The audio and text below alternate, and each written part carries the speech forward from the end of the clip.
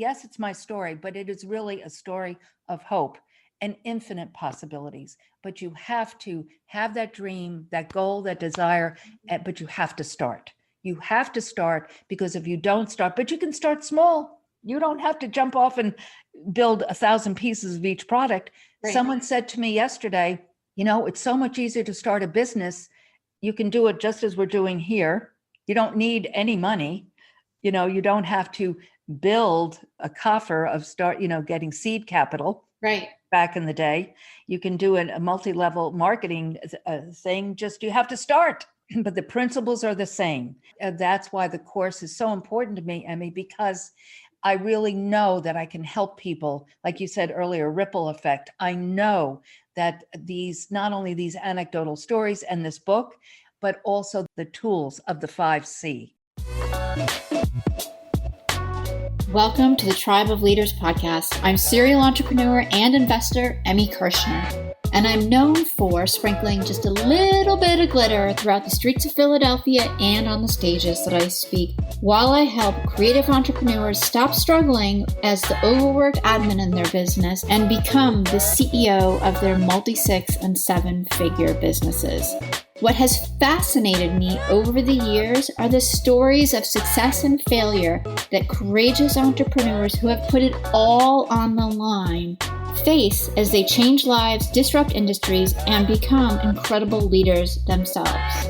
So if you're looking for a community of engaged entrepreneurs and you'd love to get some resources and tools that can help you fast track your business, I invite you to join the Tribe of Leaders Facebook group. The link is in the show notes if you want to connect with us. And of course, the group is free to join.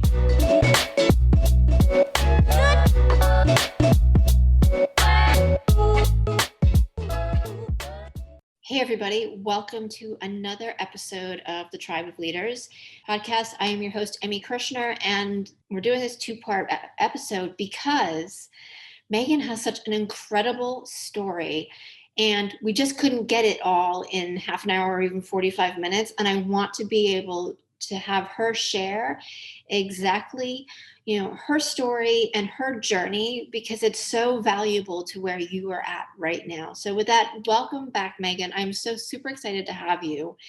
And, right before we started to record, we were talking about really growing your business, getting started, scaling it, and then sustaining.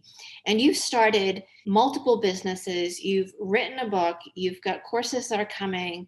How have you done it all and sustained it? Well, thank you for having me back. And I am so really pleased to have this opportunity to be back with your guests, because as you've just said, there's a lot there. So, yeah, it takes more than, like you also just shared, about 30, 45 minutes. But to answer your question, last podcast, we spoke a lot about my younger years and starting. So I'm going to today go into what you just asked, and because your guests can go back to the previous and listen if they have not.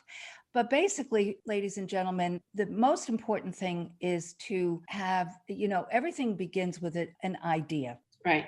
And if you don't have that idea, and then from that idea, then that burning desire, you should not even bother. Because if you don't have that genesis of that seed, that kernel, things are going to evolve and change. They absolutely are. But you have to, as Napoleon Hill said, burn the boats. He's the first one that I ever read. People say it differently, but it's that definitiveness of purpose. It's that burning desire. It's that clarity. To me, that's the first C. Right. And so with that, I knew as a younger person in my life, not my college/career, but as a person, that I was going to do something that was creative. Whatever that was, I didn't really know. But then from there, I could never, have been an accountant, but, and they wouldn't have wanted me anyway. But I knew it could not be a linear type of career. It needed to have that fluidity. And so with time, it evolved into the beauty industry in national sales and marketing. And sales to me, and if you read any, sales type of work, Sales is not pushing somebody to do something. It's not. Right. People buy things from people they know, like, and trust. Mm-hmm. And so as a younger gal, I did do some sales work, whether it's space advertising sales, or I shared about my Tupperware story. I learned in that season that it wasn't selling plastic bowls, it was building teams. Mm-hmm. So each thing leads to the next thing. So if you take a linear plane here, it started with understanding that I was a creative, and it would Right. start from there. And then as time went on, because I needed to feed my family and eat, sales did come in. But I also recognized that sales was what I just said. It was building relationships. Right. But I could not, quote unquote, sell something I didn't believe in. Absolutely. Very, very important piece. Yeah, I always say that sales is really being a problem solver. Mm-hmm. People have something, whether they know that they have the problem or not, and you're there to help them fix it. And when you come at it from the space of serving them, Yes. that's when you build really long-term, incredible relationships with people who buy from you again and again. I'm going to, on some level, jump here and I'll then go back. But Sharon Lecter, Rich Dad, Poor Dad, says, solve a problem, serve a need. Yeah. And it is all about serving. For years and years at conferences, SPOC conferences, I would keynote, but also teach classes. And I would say to the room, if you do not have a serving heart, if you do not like people, you must leave. Not necessarily right now, this room, but this is not, I'm talking about aesthetics. I'm talking about touching people. And so solving a problem and serving a need. It's not just doing a rub-a-dub-dub facial. It's being a skin detective. And anyone that is watching who does go to someone aesthetically might have gone to multiple people until they got to that person who, like you were saying, is taking them as a person and understanding their need. So basically, I knew I was a creative. I knew I was going to create something. Over time, I evolved into the wholesale beauty industry and national sales and marketing. So what did that enable me to create? Not only products, but also the marketing thrust for that product to take it to market, and then build relationships with the distributors and the salons, helping salons get into skincare. I was a pioneer in that, Emmy. Back in 1992, when I launched my first $1 million company, Glycolique, it was truly one of the first, and I'm going to use this term, result-oriented skincare lines, because previous to that, products just basically were emollients. They just felt good. They smelled good. They evolved from the European model. And so this product line, Glycolique, was based on glycolic acid from the alpha hydroxy fruit acid family. And it was chock full of antioxidants and hyaluronic acid, very hydrating ingredient that's now today, a tour de force in skincare. So the line was very much ahead of its time, but also not only did I introduce it through the salon arena, but back in 1992, there were no such thing as estheticians, meaning there was the European gal, but that was it. Which is so cool, like learning that, when we recorded last time, and not that I've spent a lot of time thinking, but estheticians have always been around, and that just was it. Right. And learning about how it evolved and learning about how a lot of what's happened with skincare and the beauty industry came from dentists, and you said, well, it started with the nail industry, with acrylic nails, because women then started, as we shared last week, the concept was called full service salon. So you'd have your hair done, but you could also have these cool nails. But skincare still wasn't happening. It wasn't. Right. It wasn't. And so when I launched Glycolique in 92, I couldn't just take it to market. I had to educate the market of what this was. Yeah, this is what I love about your story is that, one, you were curious enough to be like, how can I use this and do all this research? And then two, like, I'm going to be really bold and courageous and go make this stuff and bring it to market. And then three, you had something that people didn't even know that they needed. And I share the story with my clients or when I'm doing webinars that Like Steve Jobs, when he was creating the iPhone, got a ton of flack from people because they're like, oh, nobody's going to want it. There's no need for that. And, he's quoted as saying, like, sometimes you have to tell people what they need. And this is the same exact thing. You have to actually educate people and tell them why they need and want to have, this as part of their skincare regimen. But I will share that back to what you said about the nail industry, because I worked for that family paper company, and I was given the opportunity to do R&D to taking it to market. So it was a fabulous opportunity for me to do that. And with that, I created that nail towel, as I shared last week. Right. And so with that nail towel, I then was able to go into salons and observe, I guess, and see the holes. And with that full service salon concept, I could see that it was ripe for having skincare brought into it. Right. And so had I not had that experience, I'm not saying I would have marched in, but I saw the need of it because, as I shared last week, the baby boomer was getting older and saying, hey, I don't want to age the way my mother did, so to speak.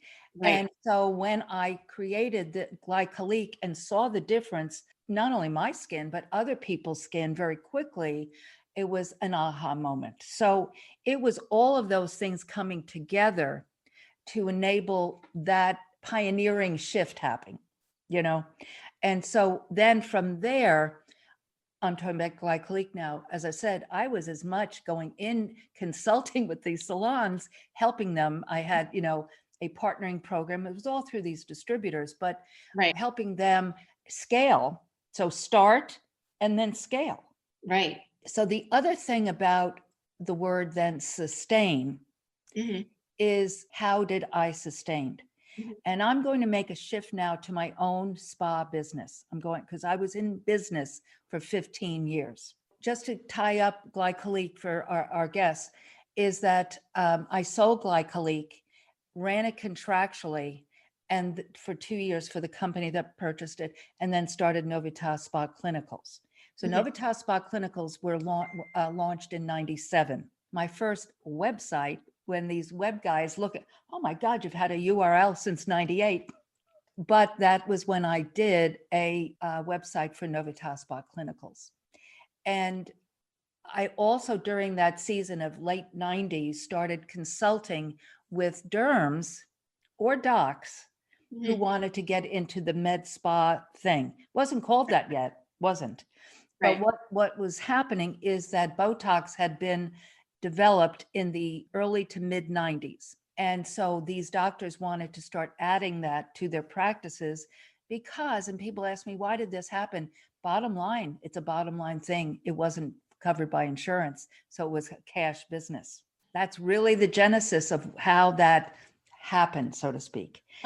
And the reason that they asked me to come and help them was because I had this skincare line and there were very few lines out there. And so they knew they needed something to cleanse their patient's skin with, things of that nature, but also to use in their practice. And so that's how that started. So I was able to not only help them, but use the same principles that I used with the salon. Meaning you can't just do Botox. You have to take care of the epidermis. You must take care of the skin. You can pull, but you must take care of the epidermis. It's a living organ. So I have been educating that forever. So now fast forward to when I started the Novitas Spa on the Square, which evolved to the Novitas Spa Medical Rejuvenation Clinic. That just in that is giving you a little insight to sustaining. You always have to watch what the market is doing. Let's just call it a medical spa standpoint. What is in your scope of your license, what you can actually do. Right. Okay. Every state is different, Emmy. What I can do here in Texas, meaning I'm a licensed esthetician, but I'm also a licensed medical esthetician. Right. Okay. But what I am doing here, other states, meaning I'm not a physician. I have a medical director, and that's part of the law, so to speak, in Texas. But in other states, some states, a doctor has to own a business like this. So you have to really know what you can do in the law, so to speak. So anyhow, I knew when I started this business in 2004, really, I pioneered it by myself as an esthetician, but then I expanded it. So start small, go big. And, but that's tricky because you have to know when to do that, but that'll be in the course. But when I then opened the first Novitas Spa on the Square, but it was just a luxury day spa. I know it was a clinical spa, but not medical, meaning we were not doing injectables. We were not doing laser work, that type of thing. I knew we were going to add it, scale and sustain, but the economy got very squishy in 7 and 8. Just a little bit. A little squishy. So I said, I don't think this is the time to do this. Also, this market, I'm talking about the Georgetown, which is about 15 miles north of Austin. It's a bedroom community, but it still wasn't sophisticated enough to add that yet. I could see that. So it would have been foolish also. Squishy economy and also the market, the demographic, the market. So all of those things you have to watch. So then after the squishiness got a little less squishy and it was getting stronger and people were moving to Georgetown, meaning that it really was becoming a bedroom community, it was time to then look into it and so myself and 2 of my gals who've been with me forever, we got what is called in Texas, the LSO, Laser Safety Officer Training. So licensed. So I bought our first laser that was a multi-platform piece, which was used. Good use pieces are great, but meaning did laser hair removal and IPLs. And so we started that. I got a medical director, and through we had our first injector. So we were off and running. But I call this a hybrid. And that's the unique thing that I have done. And that's why this has been the best of Georgetown. This is why it won or was nominated for Austin Women Magazine's Women's Way Award. It's the hybrid. It's the combination of the products and the fact of a luxury day spa, clinical and medical and wellness. Tying it all together. And that's what was nominated for the product innovation. And when I received that nomination, I said, it's under the category of product innovation. What is it? And she goes, it's the hybrid, like that, that meaning it's not just the skincare line. So I hope that answered your question, because you have to continue to watch the market, continue to see what people are looking for, what you're hearing. You have to be a detective. You have to listen to the marketplace, but you also have to take into account you can't just foolhardily and foolishly step out and say, oh, it's time to do medical and push a square peg in a round hole, because that will put you out of business. So it's a combination of things, but you must keep growing. You must keep evolving is what I say, because every time I brought in something, Cool Sculpting in 2015, I didn't just bring in a unit. I did a lot of pre-marketing with eBlast and, Facebook, but I did our famous champagne open houses. And I brought a bed out with a screen and demonstrated it. People wanted to see. So it just built this relationship, as we spoke about earlier, that when we brought things in, people just did it because they trusted us. They knew that I would not do something that A, did not work, and B, was not appropriate for them. There were contraindications and things like that. They knew I would not do that. And so it is about that trust and building relationships, regardless of what industry you're in and regardless of what you're building, regardless. Yeah, I love that. And do you feel like, are there certain parameters that you use or guidelines when you're looking at like what's next, like the Cool Sculpting or the laser? Was it, how do I solve a problem, serve a need, right? Yeah. Solve a problem, serve a need. Yeah. Well, for many years, we were doing body treatments, so to speak, right? Body wraps and body, inch loss wrap things, just things that were more spa-y. And, but we were doing it because, again, it was under that auspices of a spa, but also the market wasn't ready for that. And furthermore, the science hadn't even come in to the United States yet. Okay. But to answer your question, you do not build a business, you build a team, and the team builds the business. Right. So we would have weekly meetings and speaking to the team. What do you hear? What are people asking for?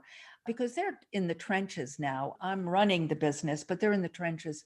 So my job was to then take that information and go out, do the research. And using Cool Sculpting as an example, it was something that was very new. And I have been in this industry a very long time. So I have colleagues all over the country, and I would call people that I trust and respect and ask, I do this even now. What do you hear? What are people looking at? And things like that. And I started hearing about Cool Sculpting. And so I called the company.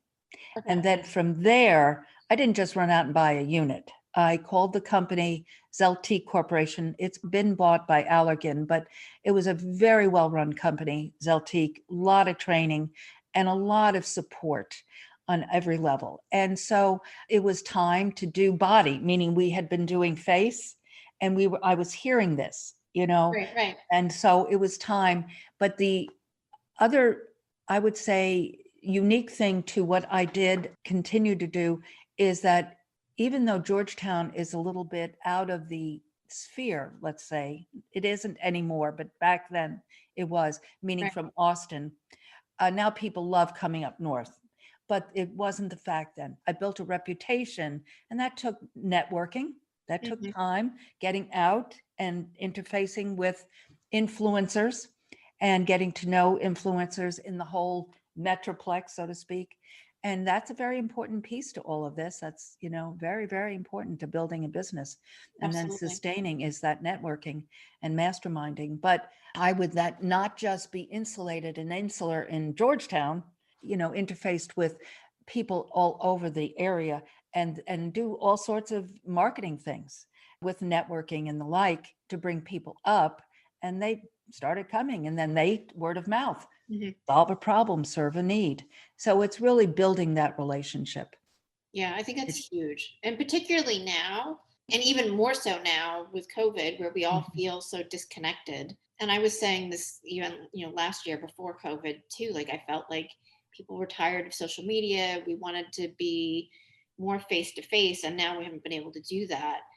So having that know, like, and trust, and having that relationship with somebody like you is really important, because you do care about your clients, and you're contributing something that's more than just a laser or Cool Sculpting or facial or whatever. It's more than just a service. It's really about helping and healing other people. So now let's talk about that word healing, because now again, this is a controversial treatment, but stem cell therapy. And here we are in Texas. And in 2018, I injured my knee. And it was, any arthritic situation, it doesn't just happen. Back in high school, I played sports and I injured my knee. Then, of course, over the years, I played tennis and skied and all that movement. So get to osteoarthritis. And one day I'm at a conference, I'm not even doing anything, I'm standing, and I moved to the right and I heard my knee pop. But I really, in the Western medicine genre, I should have had a knee replacement. But I just didn't want surgery. I didn't want the downtime, the pre-op, the post-op, all that. So I started studying, and I'd heard about regenerative stem cell. Now, products had already started talking about stem cell, but it's plant-based. Right. And so I started researching, and then lo and behold, a friend of mine shared that her very dear friends, she's in the oil and gas industry, and she was at a conference, and friends of hers had mentioned that they had had stem cell therapy. This friend, thought, oh, that might be a nifty thing to put in Novita, because she knew my philosophy. Novita, new birth, new life, always something new. That's my promise. And you have no idea what you just said. I need this myself. So I called these people, and I just decided, Emmy, to just do it because I trusted my friend and her colleagues. So I drove up to sight unseen. I drove up to Dallas and went really and had 1 cc in my left knee. And very quickly it regenerated because there is still cartilage there. It is that if you see, drawings or x-rays, Right. that whiteness, that is. But back to know, like, and trust. I didn't just foolhardily say, oh, I'm going to do stem cell therapy. I then researched it and found affiliate programs, researched all of them, and then decided upon this one company called R3 Stem Cell. And I have gone to school on Dr. David Green. I mean, I know a lot about regenerative stem cell therapy. So essentially, I'm the consultant, so to speak. So we started doing this in 2000. I mean, I have a medical team doing it, but we've all been trained by R3, and we started doing the procedures in Novita January of 19. And we have done over 100 patients. Wow. Yes. That's so cool. I mean, there's so many things that I love as your story is unfolding here too, but it's the recurring research piece. Yes. You're not acting rationally. You're not acting without thought and taking bold risk without knowing the facts. I know that is what makes the best entrepreneurs and some of the most successful ones, is that it seems like if you're just looking top level that they've randomly, made very, high risk decisions. But when you look behind the scenes, they've done the research, they've thought it out, they know what they're doing, and they know what's at stake to make really smart decisions. I just want to say I've made some not smart decisions. And I agree 100% what you just said. Right. But for instance, I'll use this two pieces as an example. When I started Glycolique, I think I shared this last week, but I thought I was in great shape financially, and I made 1,000 pieces of each product. And I went to the distributor trade show and they bought it all. It's like, oh my gosh. So that's why I say start small, go big, because I should have just taken one region, got that set, and then evolved on to another region, meaning this the beauty industry is divided into 5 regions. The second example of this would be Cool Sculpting. They were about to be bought by Allergan. I didn't know this. And they were in a heavy sales mode. And we were doing very well with it. And they started selling units, teaching, and they called it double sculpting, meaning because you would do one area at a time. So the person could have 2 machines on. I should never have done that. And that was just not a wise business decision. Right. And if I had really been involved with a mastermind group at that time, honestly, I would never have done that, because I ended up selling the second machine. We didn't need it, Right. And so it just was foolish. I'm sharing that, warts and all, because I want people to understand that you will make mistakes. But I would say the number one thing that is critical to build a business, to begin, scale, and sustain, is to have a coach and a mastermind. It's critical, because you will talk through and understand, the implications of different things. I'm pretty good at it because of experience, but things like that would have been avoided had I had some, a colleague that I could talk that through. Absolutely. Absolutely. And I mean, that's what I say too. You want somebody that's outside of yourself so that you can see your blind spots faster. That's right. So cool. I want to shift gears a little bit and talk about your book. Okay. Because it came out, if I remember correctly, January this past year. We put it up on Amazon in end of December. Okay. End of December. I had I wouldn't call him a coach, but he knew how to do this. Put it up on Amazon, and he shared that this would be a good period to do it because it's holiday, people are home. And then you do a push for 7 days and just get it out there, to anyone and everyone that you know. And so during that push period, that is when it went to #1 on Amazon. Okay. I knew it had gone to #1 on Amazon. Yes, it did. It did. Yeah. So would you share the title of the book and a little bit about, what it's about? Absolutely. Well, it's called Hope and Possibilities Just Over the Horizon. It's never too early or too late to create the life of your dreams. And I mean that sincerely. The essence of the book is my story.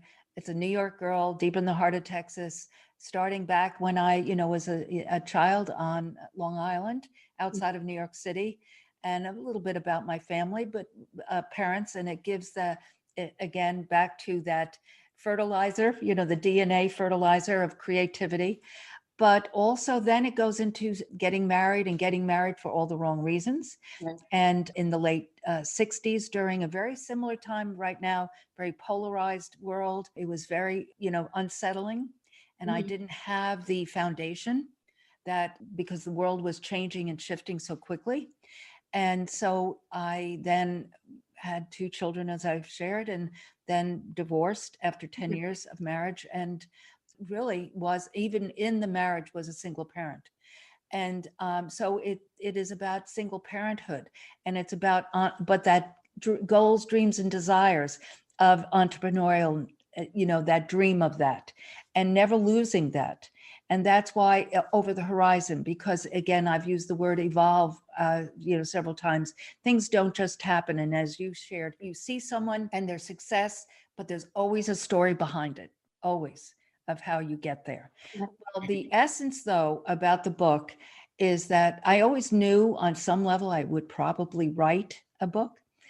I mean, I do all my own copy work and that type of thing. I did get married in 2006. Again, I promised myself I never would do that. But this person was very, very special. I can see God's hand in this because he was a little older, but he was, just a force of positiveness. He was an engineer in the auto industry, and he had retired, but he retired late, and he loved working. And so one of the things he loved was all my work. And so he was so supportive of me, meaning he was my champion. Like I'd take him to meetings, for instance, at our lab, that manufactures the products. He knew more about chemistry than I, because in the auto industry, that was his field. But we'd get in the car and he'd go, "Good job, honey." So he was always so supportive. Well, in 2009, he had a stroke at Christmas, and it threw him into a disease called Lewy body syndrome. That would have happened, but it exacerbated it. And it was 2 years of a tsunami and a pandemic all in one. So by the grace of God, guys, I mean this, I held on to that business, those businesses, because there are 2 separate businesses, the product line and the spa. And when he passed away in the middle of the night, and I just couldn't sleep, and as it was dawning, he passed in our home. As it was dawning, the backyard was full of white butterflies. And I share this in the book that, I was exhausted, and I said, "Am I hallucinating? What is going on?" Right. And I just started to just meditate, pray. And I just felt in my spirit, share your story. Share my story. What, tonight? This 2.5 years. My story, what does that mean? So that was 2011. So remember the timeline about the medical. Remember I said in 12, we had a medical cool sculpting in 15. So after Paul passed, then I got back in, I put my lab coat back on. I literally got back in the room again and rebuilt this business, because it was 2 years of, whew. But I remembered in my back of my mind and heart that I should share my story, whatever that meant. So I was journaling, and then in 2017, I wrote an outline. And I have always said, though, when I have been teaching, there's always hope and infinite possibilities. You just have to keep going. You have to take that first step, but the second and third step will be revealed to you. But so I've always been sharing that. So that title was there. I started the course that will come out by Christmas. And I started the course at the end of last year. And I just said to myself, I'm not doing what I'm supposed to be doing. I need to finish this story. So I put the course down and buckled down and finished Hope and Possibilities, Just Over the Horizon. And Just Over the Horizon is my dad's line, 4 children. Cool. Remember the end paper guy, right? Yeah. He had no money. He was like, "Dad, we need shoes."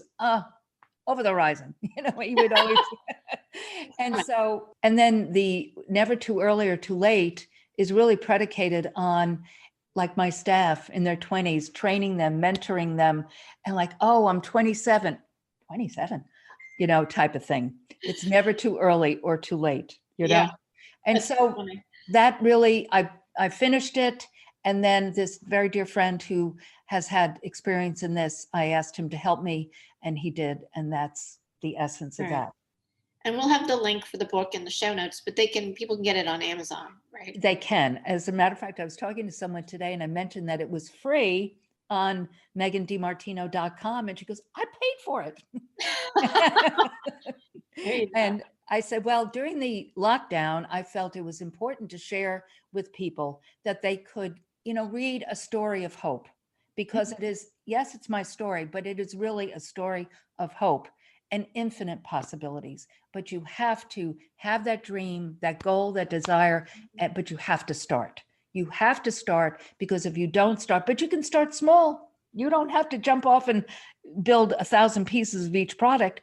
Right. Someone said to me yesterday, it's so much easier to start a business. You can do it just as we're doing here. You don't need any money.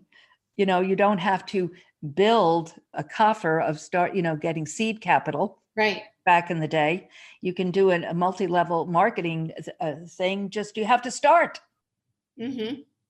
And so, but the principles are the same, and that's why the course is so important to me, Emmy, because I really know that I can help people, like you said earlier, ripple effect. I know that not only these anecdotal stories and this book, but also the tools of the 5C: clarity, courage, confidence, commitment, and then burn the boats, and then compassion. Right. Compassion is often compassion for yourself. Yes.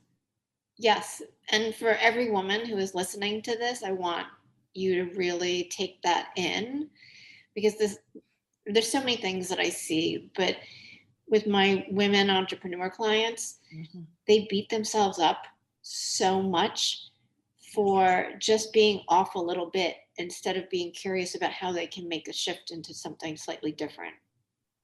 And that will keep you stuck. Amen. Because that off a little is just, again, the opportunity to analyze and study that, and be quiet and listen and make that shift. It's really all that is. The bottom line is, don't beat yourself up. Be quiet, listen, but stay with that passion, because that next step and that next step and that next step you will be guided to it, because you have to make those. I'm not even going to use the word mistake. Maybe a little, like you said, I love that, just a little off. Yeah. But it's going to lead you to that aha moment. Oh, yes, that's what oh, yes. And it will truly guide you to that. Yeah. And I think, maybe it's different for you. For me, my biggest mess ups have been my best learning experiences. 100%. 100%. Yeah. So I'm not necessarily reveling in it in the moment, but I do revel in the mess ups and the mistakes and the failures. Yes. Because when I am kind of out of the middle of it, and I can get into that place of, really being able to reflect on, well, what could I have done better? Absolutely. Or where was the gap? What didn't I know? Then I'm like, oh my goodness, that's so exciting, because, all right, no, I'm not going to do that again. And there's so much information, and that totally rocks my world. Absolutely. I read this quote: a smart person learns from their mistakes. A genius learns from other people's mistakes. Right? And that's why I feel so strongly about sharing. Like I said earlier, I married for the wrong reason. How many of us have done that?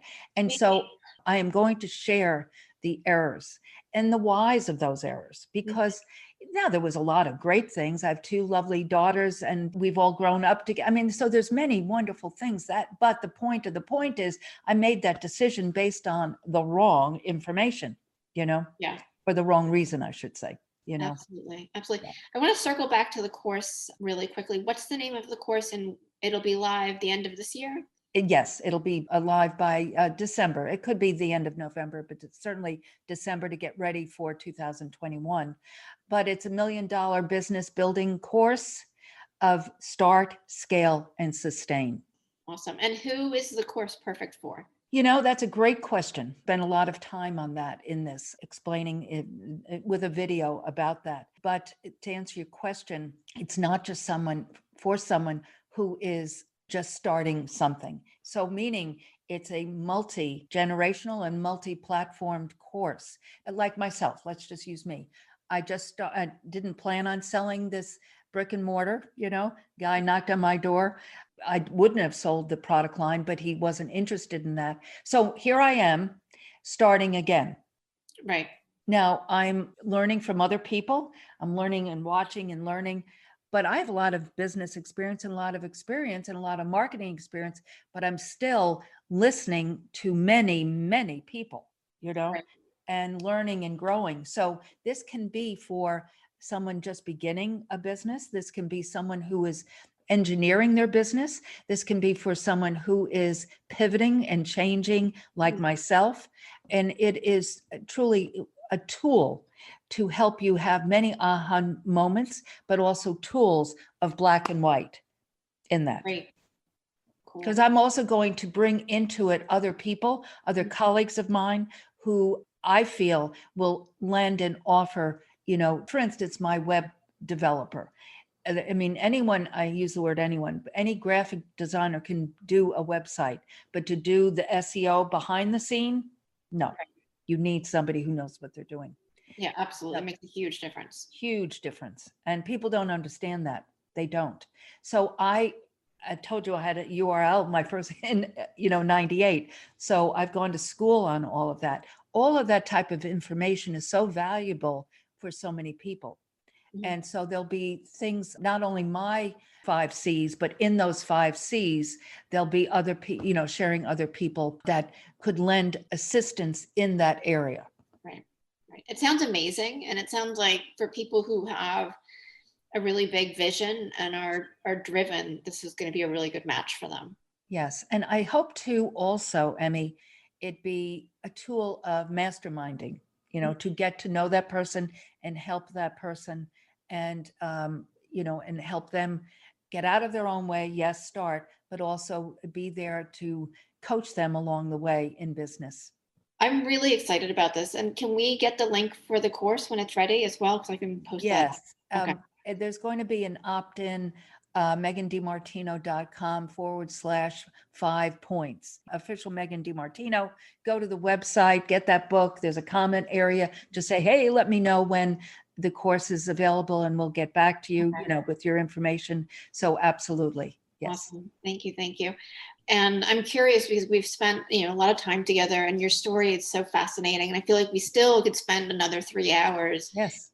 Putting like everything together. What's the one or maybe two like biggest learning experiences that you've had, whether it was a success or a challenge? I would say one of the greatest learning experiences came, like we just spoke about, through Paul's illness. Mm-hmm. It was a very, very difficult time. The economy still hadn't gotten strong or really strong. It was better than 7, 8, 9, so this is 10, 11. And also because of the disease that he had, fabulous person turning into the Hulk, and just very, so very exhausting, very draining financially. I wasn't prepared for it, but I wasn't about to give up. Because every time that I have come to a place like that, every time I do, whether it's the legal pad and the pro and con or just meditating and praying, I always come to the same place. If I stopped, A, what would I do? Mm-hmm. And B, would that make my heart sing? And when the answer is no, no matter how difficult the situation is, no matter how difficult, it continue, just take that step, reach out, not necessarily lean, but reach out to even friends, not your family necessarily, but people, right? But with people that are in the same type of world. That's why networking is so valuable. Yeah. It's free and you can connect with people. But I would say that was so multifaceted too, because there's a lot to it, which not time element, but not important. The most important piece is what it was very challenging financially, physically, spiritually, but also I hired this guy that was, because I couldn't address it all, and he did a horrible job. So I had to fire him at the end of it. And I had to get back into, I wanted to, but get back into the room and rebuild, a team, because that was one of the things he did so poorly. And so it had so many ramifications. But in looking back, like you said, looking back, it was one of my finest hours, because I never lost hope and possibilities. I saw the possibilities through it, and then just continued to rebuild. From 2013 to 20, we did over $1 million every year, from oh no to, and just building it. So it truly, all of these tools and principles, because they're all principles, because I'm a sponge, so I've been studying from Jim Rohn to Tony Robbins to Zig Ziglar, of course, Napoleon Hill, for years, Mandino, for years. You can't do it alone. There are things called masterminds that, back in the day of Napoleon Hill, he had billionaires, Right. But today the average person can, build a team around themselves, not a team, but a network around themselves. Right. So, but I would say that's probably, the other is another piece with glycolic, but this encompassed so many things, other people, myself. Right. That's amazing. And thank you so much for sharing your story with us. It's been incredible to have you on again today, and looking forward to, we'll have to have you on in a couple of months too, see how everything goes. And then you're going to be on Unique Leaders Live. And that was one of the things that I started during the lockdown, because I realized that I asked this one friend who was starting a directory for alternative medicine practitioners. And I said, oh, why don't you come on and let's talk about it? And people loved it. I was like, oh, okay. And so, because everyone has a story. I mean, it wasn't just about her doing this directory, technically, in my spirit, a very curious person. Right. So I love knowing about people and what makes them tick and how it evolved. Yeah. So that's how it started. And I can see that this friend that I mentioned earlier, she said to me, wow, there's a buzz about this, Megan. But yeah, I'd love to have you on. Well, thank you very much. I look forward to the opportunity. Well, again, thank you. And everybody, thank you for listening. Thank you, Emmy. And ladies and gentlemen, thank you for listening. Emmy will have the information, and contact me and we'll get absolutely going. Check the show notes for Megan's book, for the course, and to find out where you can connect with her too on her website and Facebook. Right. Thank you, dear. Thank you so much for being a listener of the Tribe of Leaders podcast. I am so grateful for each and every episode that you tune in and listen to. And I hope that you get a ton of value that you can implement starting today. And I do have just a quick favor. If you wouldn't mind hopping on to wherever it is that you listen to podcasts and leave us a rating and review, it would help us tremendously so that the Tribe of Leaders podcast can be found more easily and help inspire other entrepreneurial leaders.